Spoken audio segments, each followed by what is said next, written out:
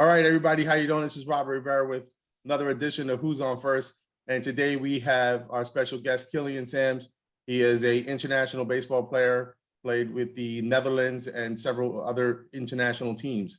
So Sam, tell us about yourself. I am Kalian Sams. I am 36 years. When I was 19, I signed with the Seattle Mariners. And after that, I played with San Diego Padres, Texas Rangers, played a year in Taiwan.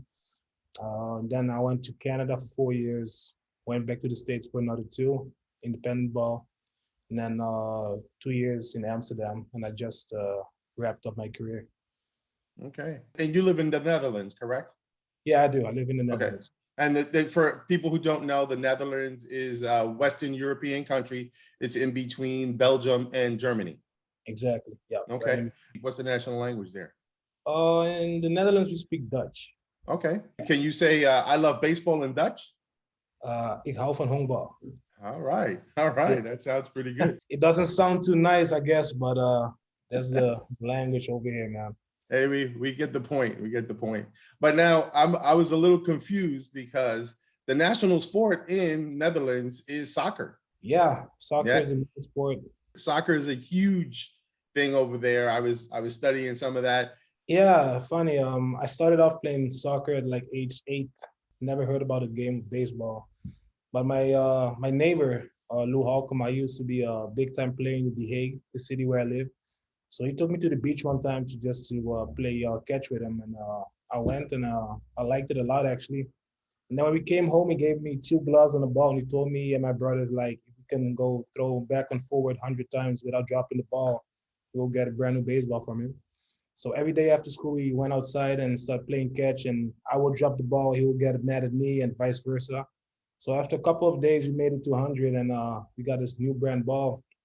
So we just continued to keep playing catch, and like a week later or so, a coach walked by our house, and he was like, "Yo, I see you guys throwing the ball every day. Would you guys like to play with a regular team?" And then we went on for like a little practice, and we liked it. And yeah, 17 years later, wrapped up a whole career, man. All right. You had 17 years of playing a lot of different baseball, international. Where was your favorite place to play? My favorite place to play, I actually have 2. I like Taiwan a lot, but I had my best time in Canada. Okay. I know you mentioned Taiwan. I'm sure Taiwan is a whole different culture for you. And a lot of the players, I remember talking to the Pacific coach, the Pacific Rim scout for Major League Baseball, AJ Asakawa, and he said a lot of the problems that he had was players, not so much that they couldn't play, but they were trying to adapt to a different culture. Did you have a problem with that? I understand what he's saying. I didn't really have that as much because prior to playing in Taiwan, I already visited the country like 4 or 5 times playing with the national team. So I already kind of knew what kind of vibe it was over there and how everything was going. So to me, it wasn't that big of a adjustment I had to make. But I definitely understand what he's talking about. Okay. What is one of the weirdest things that they do in baseball? Well, Taiwan, I noticed there's a lot of small ball, bunting and moving the runner and making contact, pitching location-wise. And USA is just all power, like high velocity fastballs and guys that hit a ball 100 miles an hour. Yeah, like every country kind of have their different things. Mexico, a lot of veteran guys throwing in the leagues and mixing it up with a lot of off-speed pitches. So every country kind of had their own way of playing the game, and that's what makes it special. Okay, all right. So you just wrapped up a whole career of what was it? You said 19 years? 17 years. 17 years? Yeah. Okay. And I know you noticed this picture behind me. This was Andrew Jones with the Netherlands team. So can you tell me something about this picture behind me here? Yeah, this is probably the best moment I ever had in baseball. This was during the World Baseball Classics. We were in the semifinals against Cuba, and it was the bottom of the 9th. We tied. I believe it was 6-6, 1 out, bases loaded, and had Andrew Jones on third base. I had 2 strikes, I believe, and then he threw me a fastball up in the zone, and I hit the fly ball to center field. And that allowed Andrew Jones to score and make us advance to the next round. So this was a dream come true, actually, because Andrew Jones was always one of my biggest idols. And to have met him prior in the tournament, the first day we got there, driving him in from third base, that was like a dream come true, man. Okay, I'm sure that was a big pressure moment, something like that for you, the pressure. How do you deal with that? Well, it comes with experience, like would I have that at that early in my career? I would be nervous. Of course, you're going to be nervous, but found ways to calm my mind and focus on the task of hand, and I was just putting a good swing on a good pitch in the zone. So I try to just block everything out and be in the moment, trust my ability, just let it happen. I didn't want to put too much pressure on myself because it was already a pressure moment. I just zoned out. But like I said, it comes with a lot of experience, being in that kind of environment the whole time playing pro ball. Yeah, that helped me a lot actually to calm my Okay. mind and do my job. Wow. Now you said there was another moment in Canada, or there was another favorite place to play Canada. Oh yeah, favorite place to play was Canada. I had good moments over there too. Won a championship with that team in 2017. Just overall, playing in the independent league for me was kind of like something I would have never thought I would do because I was like, it's pro ball or nothing.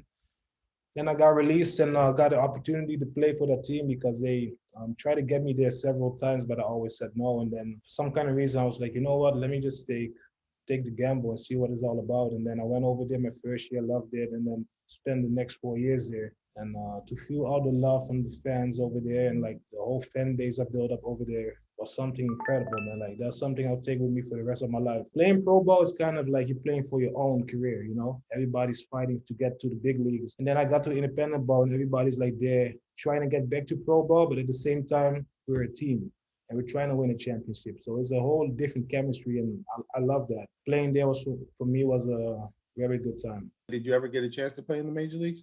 Seattle Mariners, San Diego Padres, and Texas Rangers. Okay, all right. In the minor leagues. In the minor leagues, right, Yeah. right, okay. Did you make it to the actual playing in the Seattle Dome at the time with the Seattle No. Mariners and all that stuff? No. I never Anyway. played in the big leagues. I only played big league games during spring training. Uh-huh. I got very close one time though, getting a call when Nelson Cruz got popped for steroid. Okay. I was about to be the next guy to go up there from Double-A, but they chose another guy from the Yankees. So, sometimes you got to be lucky in this game, man. Like you can have the tools in the world, but it comes with luck as well. Yeah, I was reading a story today about I forgot the gentleman's name. He played for the Yankees, and right now he is playing for a championship in the KBO. And they said he's a very dangerous hitter. They're very scared of him over there. He's a monster over there. And the Yankees are like, yeah, whatever, I guess. And I'm like, okay, if that's what you want to do. Now, what position did you play? You're an outfielder, correct? Yeah, I played outfield. When I started my career, I was always a shortstop pitcher, and then I got to play first base, then went over to third base. And then eventually at around age 16, 17, I got pretty big. And I was like a huge third baseman, and I had a real good arm. So at the time, my manager put me in the right field. And he's like, this is probably where you're going to be your career. I had a good arm, a lot of power, speed. So I kind of developed outfield skills. And then when I got to the States, they moved me around in the outfield, left, center, right. Then I got all the skills in the outfield for each position. And last couple of years, I just stood out in center field. Actually, I'm way bigger than the regular center fielder you would see, 6'3", 240. Yeah, speed and my ability allowed me to play that position as well. I saw a video of you with another gentleman there, and you were challenging each other to some weights. What can you bench? I never really maxed out to see how much I could bench. If I can do 10 reps, I won't do it. So probably that's a good question, man. Crazy, I never did it like that for just one rep to see how much I could bench. But okay, all right.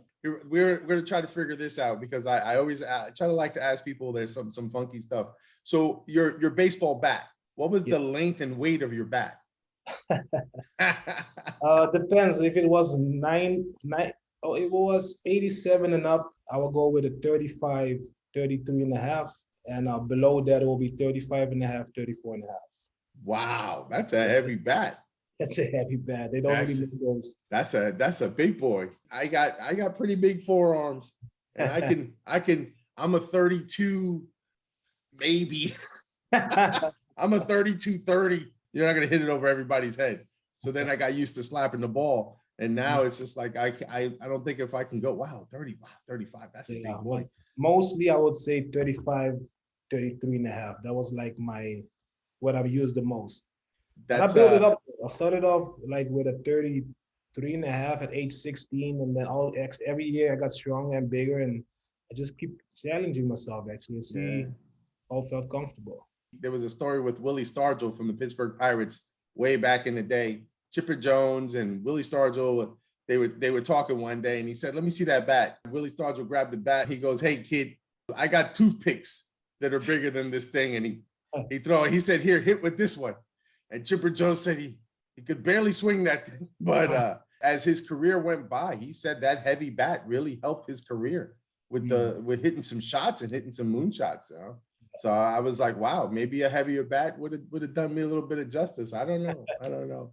But let me ask you a question. What's the longest home run you've ever hit? Because I saw a video. I don't know what team it was on, but they said you hit it over the scoreboard in the Netherlands. Oh, that was last year in Game 7 of the World Series in the Netherlands. Oh, die gaat ver en diep. En die is eruit in overhand van Kalian Sams. Die een curveball en die is... Yeah, man, that was a pretty long one. But that was definitely not the longest one I ever hit. No? What's your longest one? Probably when I played low A with the Mariners. There was no stats about how far the ball was, but I would definitely say it was around 500 feet. No doubt. Yeah. But I had a couple of those in my career, so it's not like there were a couple long ones. I hit a lot of home runs as well in my career, but there were definitely a couple of big ones in there.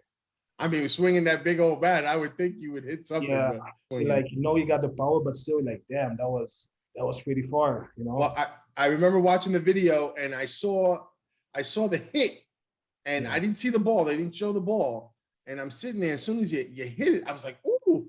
I was like, yeah, the weight came off, huh? I was like, ooh. I was like, that's terrible. As a baseball player, what was the one thing that came natural to you? My running ability, my arm, and the power that I had. I saw that little drill you did with the medicine ball and the strap, and you whipping it in that. I was like, wow, never did any of that. That's a that would bust one of my rib cages.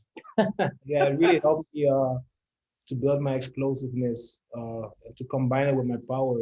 You know, that makes it even more impactful when you hit the ball. So all those exercises I did all over the years with all those trainers I had, great trainers I had in my career, it really helped me into becoming a power hitter. Now, what was the one thing that you always had to work on? It was your weakness. It was the one thing that you constantly worked on. Being consistent with making good contact. 1 week I would play like I'm a big leaguer and hit like 7-8 home runs in 1 week. And then a week later, I'll like strike out 17 times. And you'll be like, who is this guy all of a sudden, you know? But the biggest thing was the mental part for me. I had all the physical skills, but mental, I wasn't really always up to date with my physique. That was something I always battled with. Injuries and my mental part of dealing with failure and playing every single day. Do you think playing baseball has given you some really life lessons? Oh man, baseball has taught me so much, man. It's playing in a team, being responsible, having a job that you're going to be accountable for, respect, dealing with failure. Baseball is such a sport of failure. You know, you feel 7 out of 10 times and you're kind of an all-star on the big league level. What really helped for me is I don't ever give up on anything. As a baseball player, you can't have that mindset of giving up because, you know, you got to play the next game, the next day, the next month, whatever. It keeps going. Even though you did good or bad, next day you got to show up. So it helped me in my relationships and with your friends and family, whatever I wanted to do in life besides baseball, like keep going, keep striving forward, and setbacks are part of the journey. You just got to keep moving forward.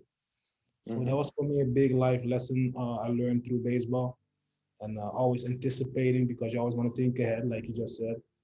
That's those things are like installed in my system, you know, and I became like that because of the game I played. Okay, all right. Do you have any children? Are you married? I have 2 kids now. I'm not married. I have one boy of 6 and a girl of 4. Okay. So what do you think? They're going to play baseball? My son plays soccer right now, but he's seen me play so many times now. He wants to play baseball. So last month he went for the first time to play a game. I've been practicing with him before that, but he's a lefty hitter and a right-handed thrower. So that's a Wow. lesson from God, man. That's an odd combination. That's what I That, really liked. Like, I gave him the bat to see what he would do, and he stood up on the left side and he took a swing. I was like, wow. And then I gave him the bat on the other side, and he took a swing. I was like, that was terrible. So I was like, stay right there, man. You're a lefty.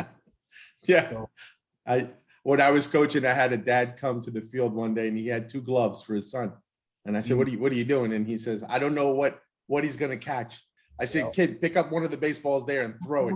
And he picked up the ball with his right hand and he threw it. I said, okay, put the glove on his left hand. Let's go. I was like, we're done. Yep, that's how it goes, man. You can tell. You can Yeah, see. yeah. It's really simple. It's not that hard, you know. You speak English and you speak Dutch. Do you speak any other languages? Speak English, Dutch, a little bit of Spanish that I picked up over all the years I played. Papimento, I understand pretty much a lot, but I don't really speak it. So main languages I speak are English and Dutch. Okay. All right. If you could meet one hero of yours in baseball, who would you like to meet?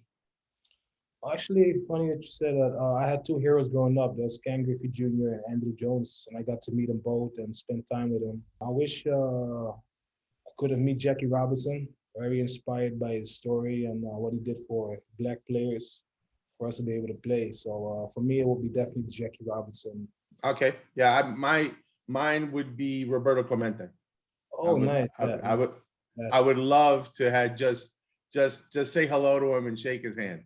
Yeah. For me being Puerto Rican, my dad named me after him. My name's Robert. So and what he did for the Latino community and the Latino players, he is a god in Puerto Rico. If you say anything bad about Roberto Clemente, you're in trouble. Now that you're retired, now you're done with your career, what's the future hold for you? I've been doing some public speaking to the kids of my team in Amsterdam I played for. I'm continue to do that for other teams, schools, or companies because I feel like we don't really pay attention to the mental part of the game. We also focus on doing all the physical parts, the hitting, the fielding, the running, which is a big part of as well as the game. But the mental part, like I was lacking that when I got to the States. When I got there at age 19, I wasn't mentally ready. I didn't know how to really feel like, how you say, deal with my failures like that, you know, and it really messed me up for a long time before I got into mental coaching. So I want to prepare the kids for that kind of part of the game, focus on that. I want to set up my own baseball school in the Netherlands and have kids come in, work out with me one-on-one like I've been doing already, team practicing, coaching, helping coaches with their program. And on the other side, I want to have like an entertainment park where people can come over there and just hit up the machines and have some food and drinks and have a good time, you know? So that's what I'm focusing on right now. And so far, so good. It's funny you mentioned the mental game. It's one of the things that I focused on, and I'm starting to see it's younger and younger kids that need help mentally. I was at a 9U tournament, 9-year-old kids playing baseball, and there was a dad with a radar gun. He's 9 years old. Like, what are you looking for? I don't understand. You know, the pressure that a lot of the parents are putting on these kids to say, hey, you're going to be the next major leaguer. You know, it's a lot, and it's heartbreaking. It is, man. It's funny you mentioned this because the workshop I did a workshop on Wednesday, and I did it for the kids that I teach hitting, but I also invited all their parents, and we talked like almost a half an hour about expectations from parents towards their kids and how they made them feel, because I had like first-hand experience with my own dad. You know, it was very hard on me, but without him, I wouldn't be in this position I am now, you know, like Right. 17 years later. So he really coached me and helped me a lot, but I also understood that certain parts of his way of doing it kind of hurt me at the same time. So me now as a dad, I need to be cautious of those things that hurt me so I don't make that same thing happen with my own son. I'm not saying that my dad did anything wrong because I'm very proud and very happy to be his son and that how the way he helped me. As a player, there's so much pressure already.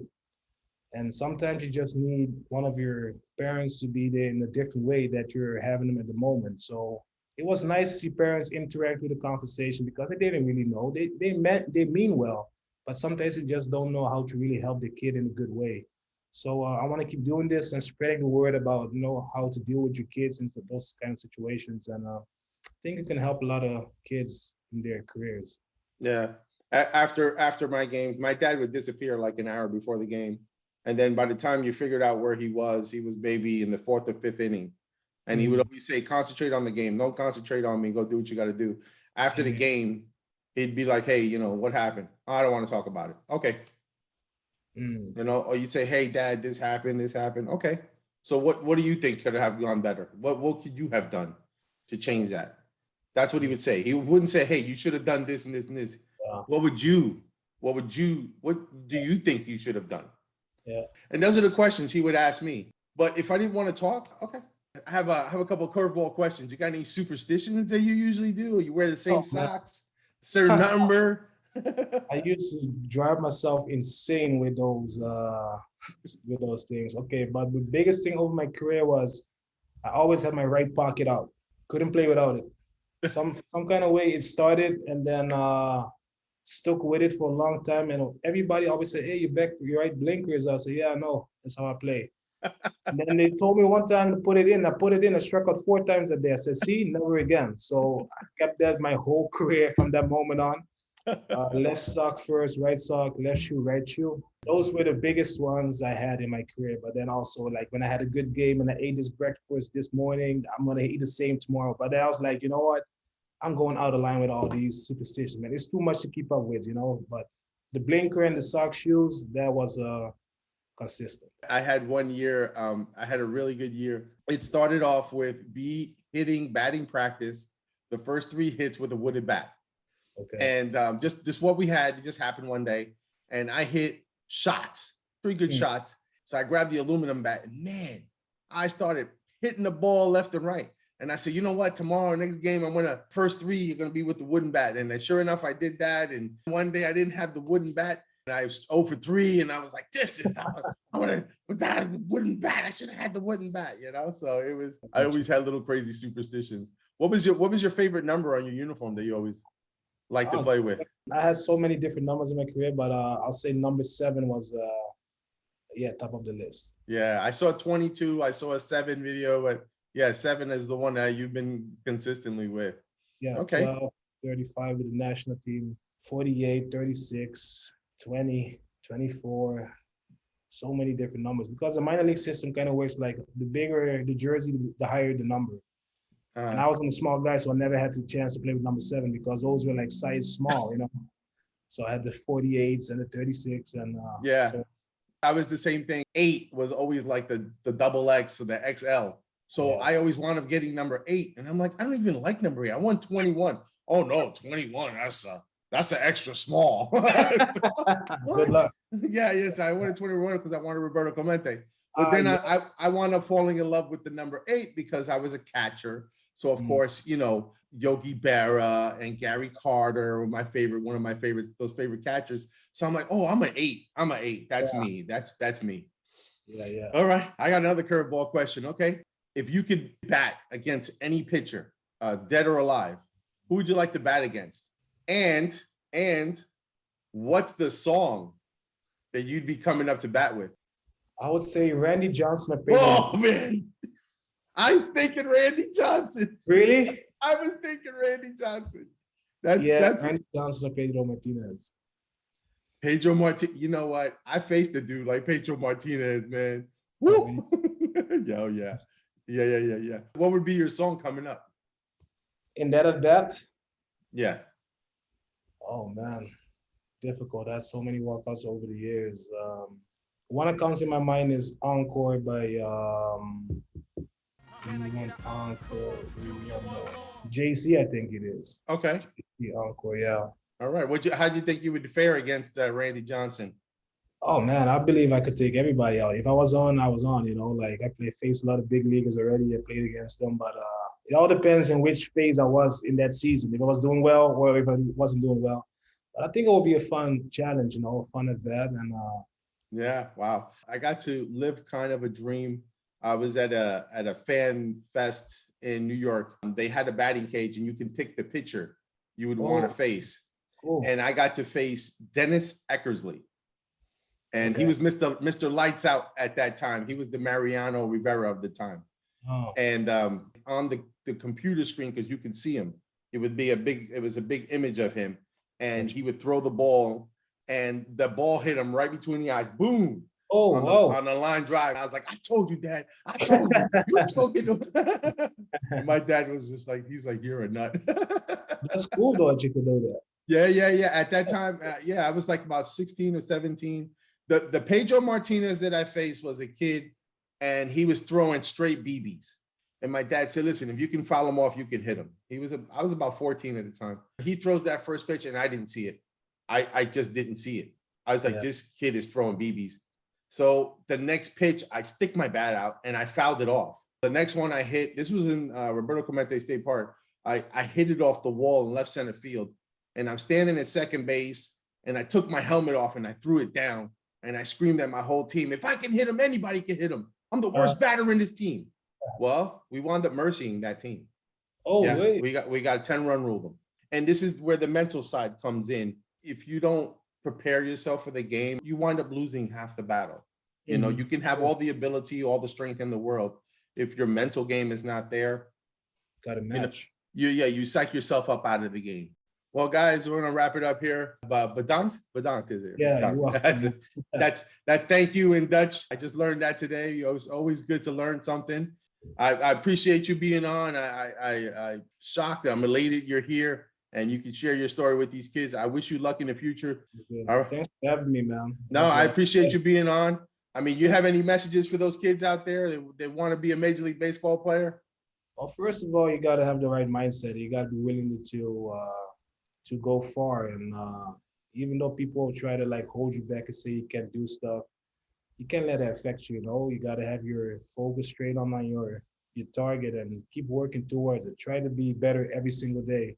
Not forget about the mental part as well. So if you can like find somebody that can help you with a way of thinking, mindset, or whatever, and you can match that with your work ethic on the field, that could take you a long ways. You know, your talent will take you to a certain spot, but your hard work and dedication could take you even further. So focus on that, and don't let anybody tell you can't do anything. Just keep working hard and keep your head down, and everything will work out. Okay. All right. Keep swinging.